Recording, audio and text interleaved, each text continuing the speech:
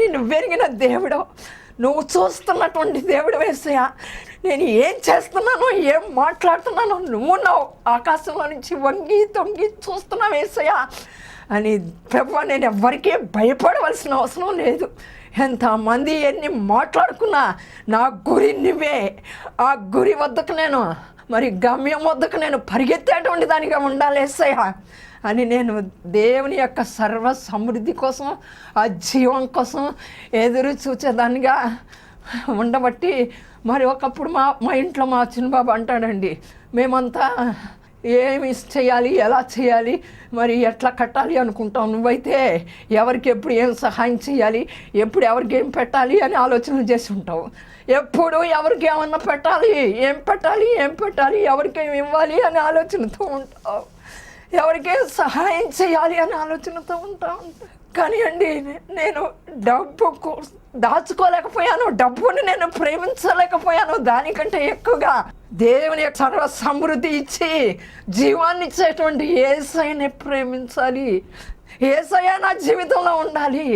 యేసయ్య దగ్గర నుంచి నేను ఆశీర్వాదాలు పొందుకోవాలి అని, నేను పొందుకున్నటువంటి ఆశీర్వాదాల గురించి కానీ, ఆ జీవాన్ని గురించి కానీ నలుగురికి పంచేటువంటి దానిగా ఉండాలి అనేటువంటి గురి గమ్యం కలిగి ప్రయాణం చేశాను.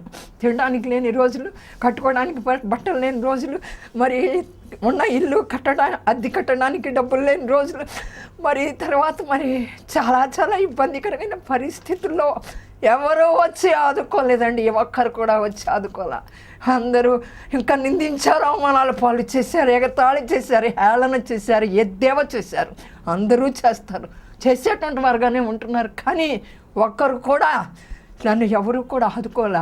ఆ దేవాది దేవుడు నా కోసం దిగి వచ్చి గాడిద కట్లను విప్పి ఈ గాడిద మీద ఎక్కాడండి. ఎక్కి ఈ రీతిగా నన్ను ఈయన నిలబెట్టి తన యొక్క వాక్యాన్ని చెప్పడానికి దేవుడు ఇచ్చినటువంటి ఈ కృప కోసం నేను ఏమి రుణం తీర్చుకోలేను. అవునండి, నా రక్షణ పాత్రను చేత పట్టుకుని కృతజ్ఞతాస్తుతులు చెల్లించేటువంటి దానిగా ఉండాలని 10 సార్లు నేను చెప్తూ ఉంటాను. దేవునికి నేను కృతజ్ఞత కలిగినటువంటి దానిగా ఉండాలి. అటువంటి పరిస్థితిలోంచి వచ్చిన దాన్నండి. కనుక ఎందుకు నాకు మరి అలా చెప్పాలని అనిపించింది. ఆ సర్వ సమృద్ధి కలిగినటువంటి జీవాన్ని నువ్వు నీ జీవితంలోకి ఆహ్వానించి, నీ యొక్క ప్రతి పరిస్థితిని, నిన్ను, నీ కుటుంబాన్ని దేవునికి అప్పచెప్పుకో. ఆ తర్వాత దేవుని సన్నిధిని, సహవాసాన్ని కలిగి ఉండటువంటి దానిగా ఉండు. అయితే అక్కడ ఒక మాట అంటాడు, నా యందు విశ్వాసం ఉంచేటువంటి వారి యొక్క కడుపులో జీవజలపు నదులు పారుతాయని చెప్పి దేవుని యొక్క వాక్యం సెలవిస్తుంది. ఎప్పుడు జీవజలపు నదులు పారుతాయంటే దేవుని యందు విశ్వాసం ఉంచినప్పుడు, ప్రతి పరిస్థితిని ఆయనకు అప్పచెప్పినప్పుడు. మనం 2వ రాజుల గ్రంథం 4వ అధ్యాయం 1వ వచనం నుంచి మరి కొన్ని వచనాలు మనం చదివినట్లయితే, ఆ ప్రవక్త యొక్క శిష్యుని భార్య మరి అప్పులు వారు వచ్చారు, నా భర్త అప్పులు చేసి చనిపోయాడు, నా 2 కుమారులను తీసుకుని వెళ్ళబోతున్నారు అని ఎలీషాకు చెప్పినప్పుడు, నీ ఇంట్లో ఏముంది అంటే కుండ ఉంది, ఆ కుండలో కొంచెం నూనె ఉంది అంది. అయితే ఆ కుండని, ఆ నూనెని తీసుకురమ్మన్నాడు. ఆ కుండని, ఆ నూనెని దేవునికి అప్పచెప్పిందండి. తన యొక్క పరిస్థితిని అంతా కూడా దైవ సేవకునికి అప్పచెప్పిందండి. అటువంటి వారంగా ఉన్నట్లయితే ఆమె యొక్క అప్పులన్నీ తీర్చబడ్డాయి. దేవుని చేతికి అప్పచెప్పినప్పుడు ఆ ఊరిలో ఉన్నటువంటి కుండలన్నింటినీ కూడా తీసుకుని వచ్చే మరి దాని నిండా నింపి వ్యాపారం చేయి, నీ అప్పులన్నీ తీర్చబడతాయి అన్నాడు.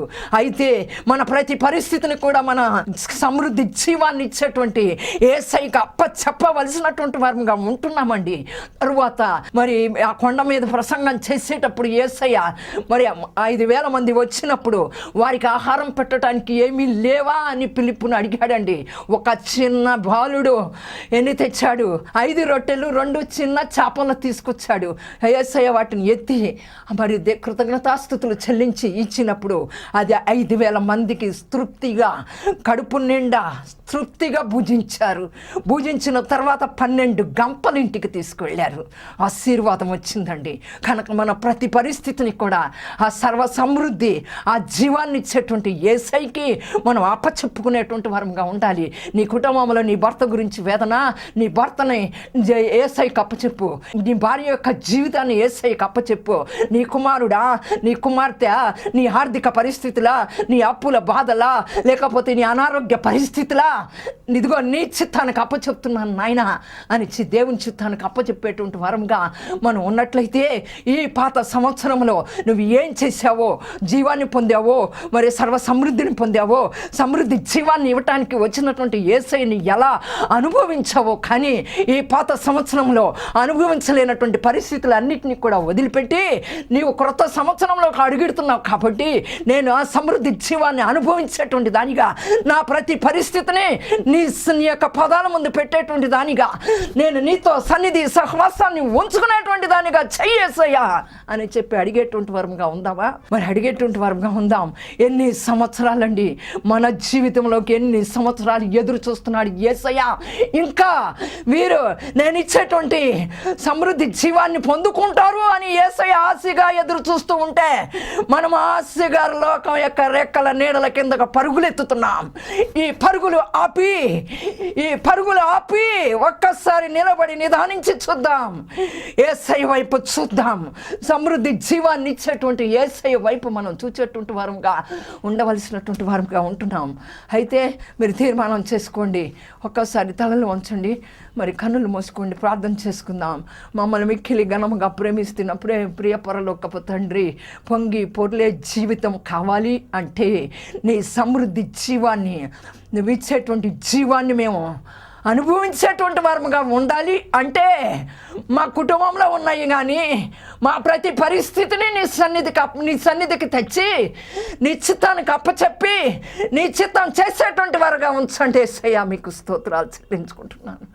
అటువంటి రీతిలో ఉంచమని అడుగుతున్నాను ప్రభా.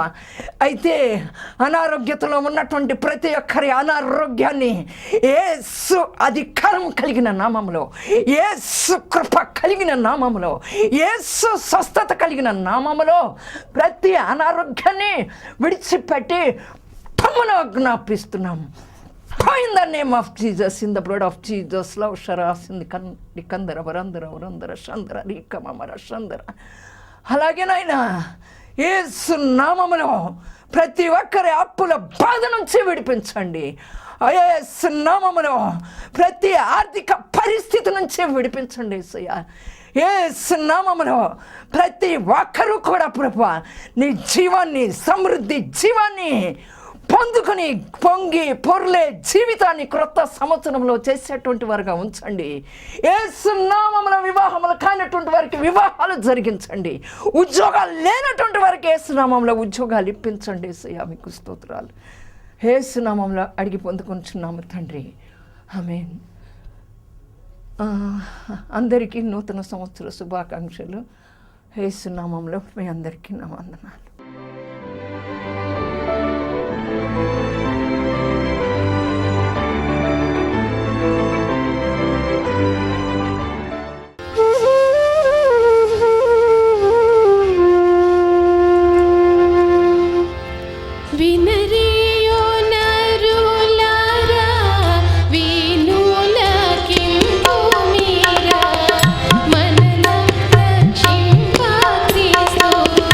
మనుజ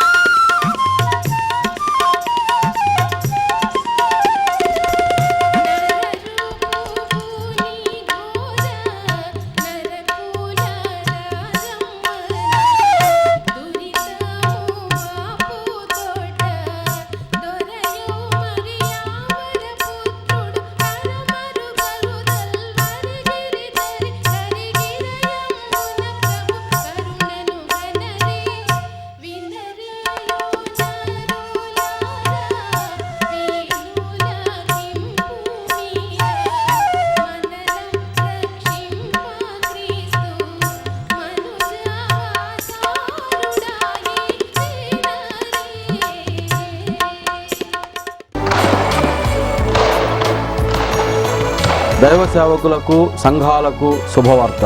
బైబిల్ వాక్యాలతో కూడిన నూతన క్యాలెండర్స్ సిద్ధంగా ఉన్నాయి. చూడముచ్చట గొలిపే అందమైన సీనరీస్తో వివిధ రకములైన క్యాలెండర్స్ రెడీగా ఉన్నాయి. సీనరీకి తగ్గ వాక్యంతో, ప్రతిరోజు వాక్యంతో, రకరకాల డిజైన్స్తో మీ సంఘ అడ్రస్తో ముద్రించి ఇవ్వబడును. కావలసిన వారు సంప్రదించండి. స్వర్ణ Deepika Lavanya residency, door number 26-14-17, 4వ అంతస్తు, జింకానా గ్రౌండ్స్ వద్ద, గాంధీనగర్, విజయవాడ 3. Cell 9392135100 and 9676355567.